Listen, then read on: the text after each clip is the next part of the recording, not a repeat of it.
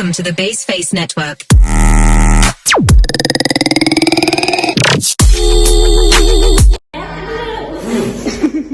Bombastic side eye. Assalamualaikum warahmatullahi wabarakatuh. Kami dari kelompok 3.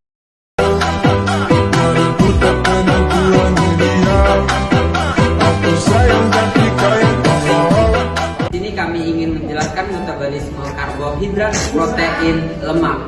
Izinkan kami memperkenalkan diri dari sebelah sini dulu. Saya Tia Kurnia. Saya Cicila Putri. Saya Putri Sayla Ajara. Saya Ibnu Sina. Saya Nida Azina. Saya Fitri. Saya Nuria Apriliani. Oke, kali ini akan membahas mengenai metabolisme makanan. Tapi sebelum itu, apa sih metabolisme itu? Jadi, metabolisme pemecahan zat-zat gizi di dalam tubuh untuk menghasilkan energi atau untuk proses pembentukan struktur tubuh. Cara sederhana, proses metabolisme adalah makanan yang masuk di mulut akan melalui pencernaan, sehingga menghasilkan energi yang dibutuhkan oleh tubuh. Metabolisme yang penting bagi tubuh ada 3, yaitu metabolisme karbohidrat, metabolisme protein, dan metabolisme lemak. Berikut penjelasan lebih jelas. Kita memproses sebagian besar kalori dalam bentuk lemak protein, pati, sejenis polisakarida, serta sukrosa dan disakarida lain. Semua molekul organik dalam makanan ini dapat dimanfaatkan oleh respirasi seluler untuk membuat ATP. Glikolisis dapat menerima berbagai macam karbohidrat untuk katabolisme. Dalam saluran pencernaan, amilum dihidrolisis menjadi glukosa yang kemudian dapat diuraikan dalam sel oleh glikolisis dan siklus asam sitrat. Begitu juga dengan glikogen, yaitu polisakarida yang tersimpan di dalam sel hati dan sel otot. Glikogen bisa dihidrolisis menjadi glukosa di antara waktu makan sebagai bahan bakar untuk respirasi. Secara umum, glikogen hati ini akan habis terpakai sekitar 10-18 jam tergantung aktivitas yang dilakukan. Pencernaan disakarida, termasuk sukrosa, menghasilkan glukosa dan monosakarida lain sebagai bahan bakar respirasi. Protein juga bisa dimanfaatkan sebagai bahan bakar, namun harus dicerna dahulu menjadi asam-asam amino penyusunannya. Sebagian besar asam-asam amino sebenarnya akan digunakan oleh organisme tersebut untuk membangun protein baru. Sebelum asam amino dapat menjadi bahan bakar respirasi, gugus aminonya harus dibuang melalui proses deaminasi.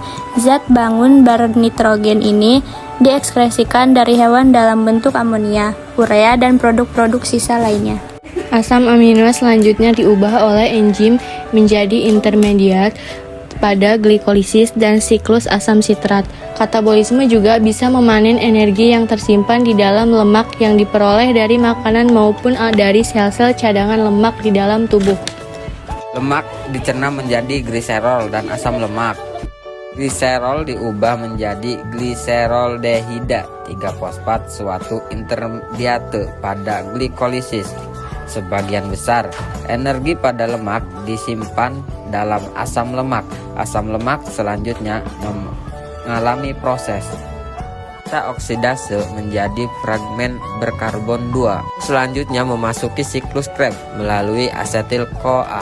ADH dan PADH yang dihasilkan selama oksidasi beta dapat memasuki rantai transport elektron sehingga lebih banyak lagi ATP yang dihasilkan.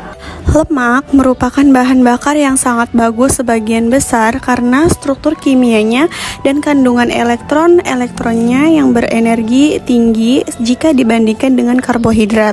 Suatu gram lemak yang dioksidasi menghasilkan ATP 2 kali lebih banyak daripada 1 gram karbohidrat. Sayangnya, hal ini juga berarti orang yang hendak menurunkan berat badan harus bekerja keras untuk mengikis lemak yang disimpan dalam tubuh, karena sedemikian banyak kalori yang tertumpuk dalam setiap gram lemak.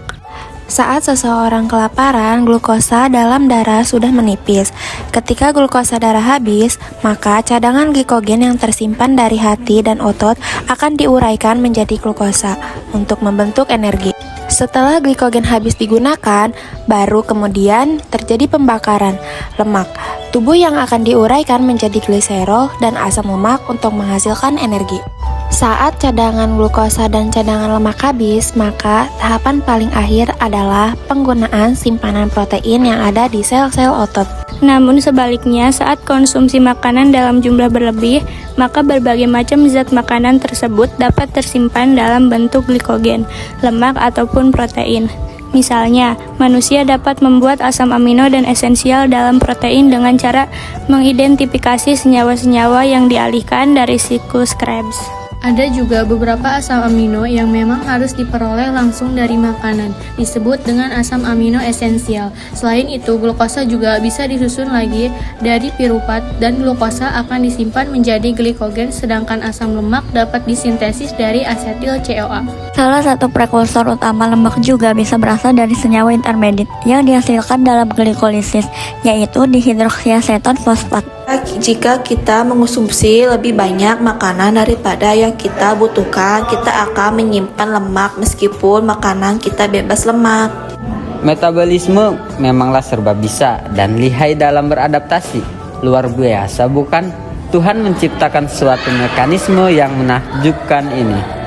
Sekian dari kelompok kami, kurang lebihnya mohon maaf. Wassalamualaikum.